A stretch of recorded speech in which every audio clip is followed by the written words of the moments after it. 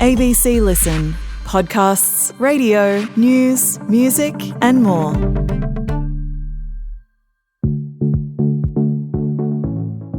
Hi, Jules and Jez here, and every week on Not Stupid, we unpack the news of the week.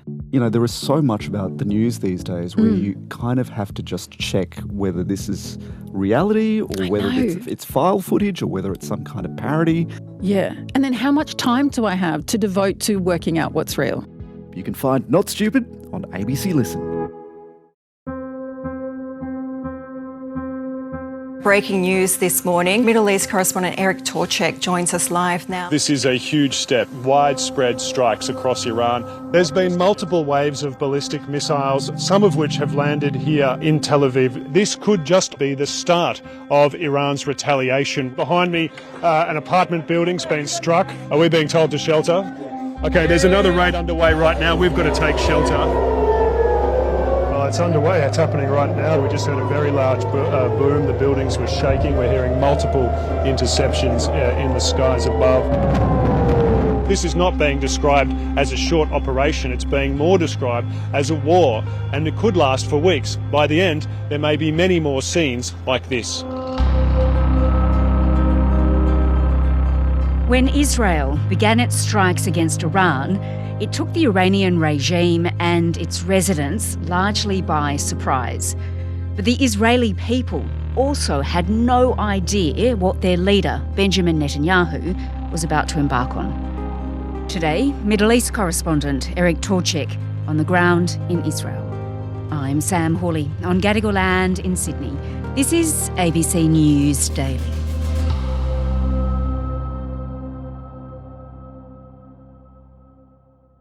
Eric, we'll discuss in a moment what's happening on the ground in Iran, but you're in Jerusalem at the moment and you've been reporting from Tel Aviv. Tell me, what is life like in Israel at the moment? Sam, Israel has something called the Home Front Command, which is like a liaison office of the military that deals with the civilian population. And they've put in place restrictions on public gatherings, on which shops and businesses can trade, and also recommended that people stay off the roads, limit travel between cities, and remain near shelters and protected spaces. So that means that there's not very much traffic. Most people are staying near their homes. A lot of businesses have been closed. The streets and parks and things like that are a lot less busy than they'd normally be in summer. And in the evenings when the barrages have been coming over, most people are staying at home so they can get either to a public shelter or to what are called safe rooms in most people's buildings or houses. So there's reinforced concrete rooms in most buildings that people go to when they're given the warning that an Iranian missile strike is on its way. How much warning do they get, Eric, to get into those bunkers? Well, the military's been sending out a warning about half an hour prior to the missiles arriving. And then there's specific sirens in each city that will sound if it's projected that one of the missiles will land in that city. Mm-hmm. And there's also about a 10-minute warning as well that comes out. And interestingly, the Israeli military has said today that's going to stop the half an hour warning because people are finding it a bit confusing. And it's going to start at just the 10-minute warning. So people are going to get 10 minutes notice that there's a missile strike on its way, and then they've got that 10 minutes to get into their safe areas before the sirens might start up and the actual barrage begins. And you can actually see the barrages passing over to the north of Jerusalem, and there's no alert for Jerusalem, but you see, the big wave of missiles coming over in the sky north of Jerusalem and interceptors coming up from the plain, down in towards Tel Aviv to start doing what are called exo-atmospheric interceptions. So some of the Israeli systems actually intercept the ballistic missiles above the Earth's atmosphere, and then you get this kind of burst of colour and light very, very high up in the sky when one of those occurs. So you can see them in the night sky as the barrages come over, particularly the ones that have been targeting Haifa and Tel Aviv. Yeah. All right. And how many of these missiles are actually getting through, do you know?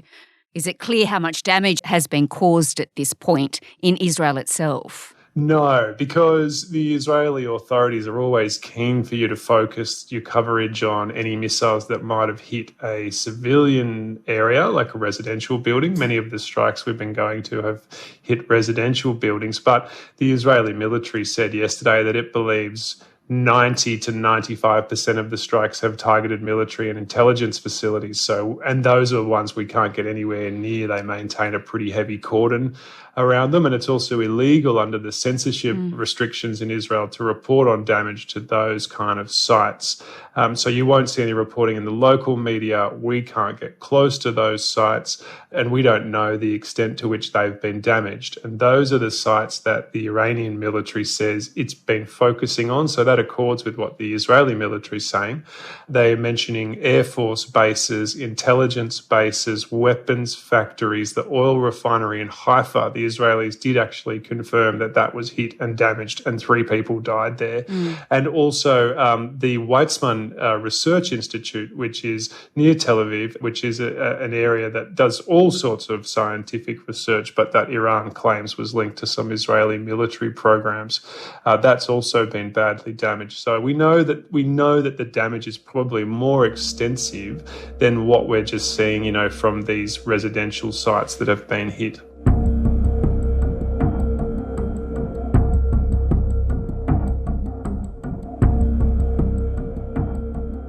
Well, Eric, let's now consider more deeply the decision by Benjamin Netanyahu to launch these strikes, what that means for his leadership and for the people of Israel.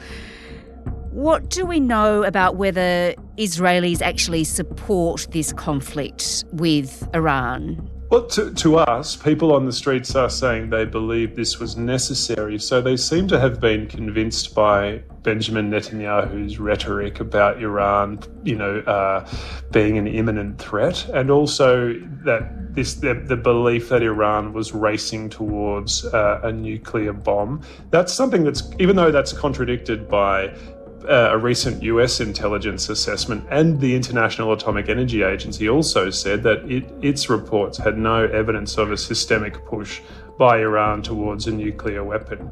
What we do know is that Iran was enriching uranium to higher levels than ever before, and Iran had said it was doing that, and it was doing that in response to the US pulling out of the nuclear control deal that Iran had signed and was complying with in 2018. But Israelis seem to believe the rhetoric from Benjamin Netanyahu, also from the Israeli military, that Iran was not only enriching uranium to weapons grade, but that it was also preparing other components that would allow the delivery of a nuclear warhead.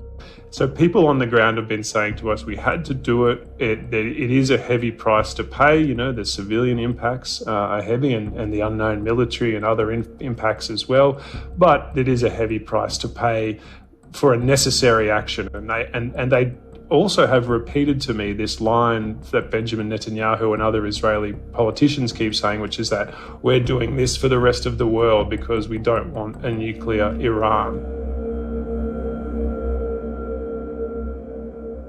And this has been, hasn't it, a long time ambition of Benjamin Netanyahu. Just tell me about that. Well, yeah, it's perhaps not surprising that people were ready to believe Benjamin Netanyahu, because he has literally been saying this for decades. Since the 1990s, he has been talking about Iran's nuclear ambitions and warning that it poses a threat to Israel. So it's something that, the Israeli government has been talking about, Israeli political figures, the Israeli military has gamed out these scenarios for years, about how it would attack Iran. It has sought to engage the US in attacks on Iran, for years, because, the question is, yes, Israel might have technical superiority, have air superiority, have intelligence superiority over Iran, but it's one thing to be able to attack Iran. It's another thing to kind of have any effective change in Iran based on Israel's strikes. So that's now the question for the Israelis. What is their end goal here, and what are they trying to achieve beyond, the short term? So I think those questions are still really open. But in a sense, there has been, I guess, a shift in public mood, if you like, to back in Benjamin Netanyahu and his decision on this because leading up to these strikes, there's been mass protests on the streets. He has not been a popular leader, if you like. No, that's right. He's got about support of maybe a quarter of the population in terms of the polling for his party. And he's had, massive sustained protests against not just his handling of the war in Gaza, but also an ongoing corruption trial that he's actually in at the moment.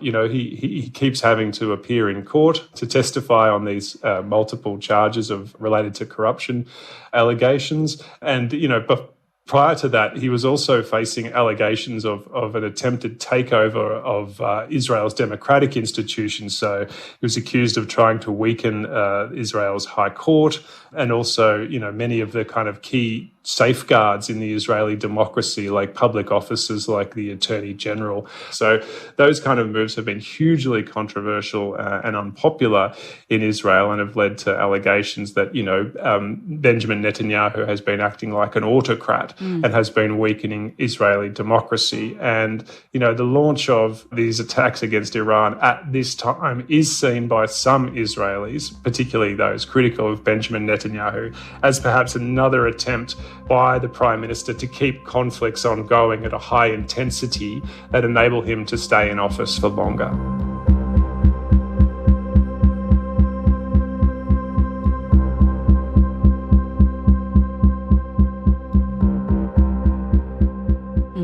All right. Well, Eric, on the other side of this, of course, are the Iranian civilians. It is so much harder for us to get a real handle on what is happening there, isn't it? Because foreign journalists aren't allowed to report from there.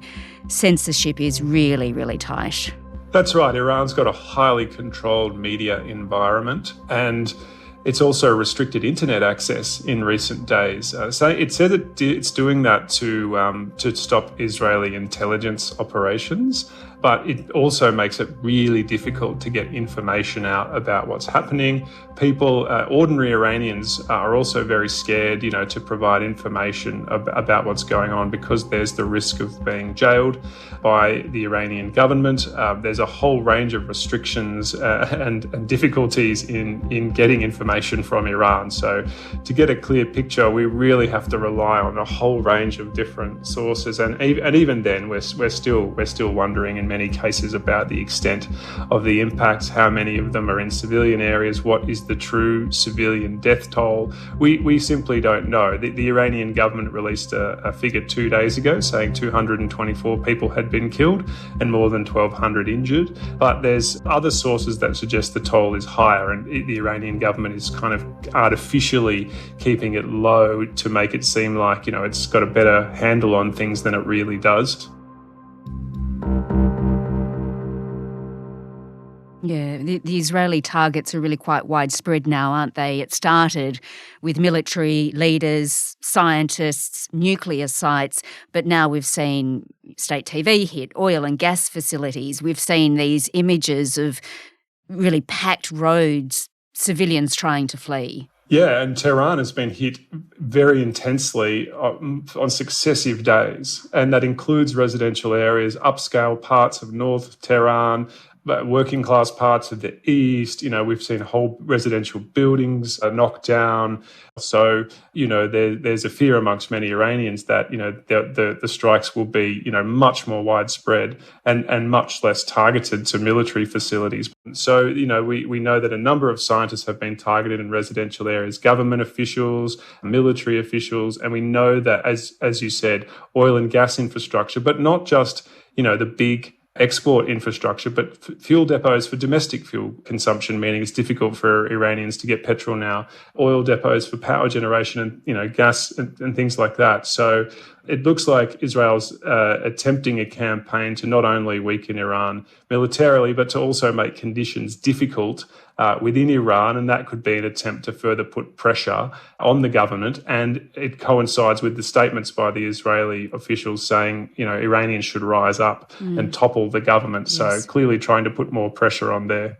Well, Eric, just tell me, what will you be actually watching for now? How will we know when this is either de-escalating or basically just becoming a lot worse? Well, Israel seems intent on intensifying even further. So, I mean, what I'll be watching for is, do the attacks shift even more to key officials within the government? Does Israel's goal become openly, and actively changing the Iranian government, toppling the theocratic regime? And also the key question is, will the US become directly involved? It's been helping defend Israel by shooting down Iran's ballistic missiles, but will it start participating in attacks against Iran directly? That would trigger a broader response from Iran and Iran's proxies like the Shia militia. They have the ability to attack US bases in the region. Iran could also attack US bases in the Gulf. It could stop shipping in the Strait of Hormuz, closing off 1/5 of the world's oil traffic. It could also attack infrastructure in the Gulf states and broaden this conflict and make the impacts much more widespread, then, raising the stakes even more.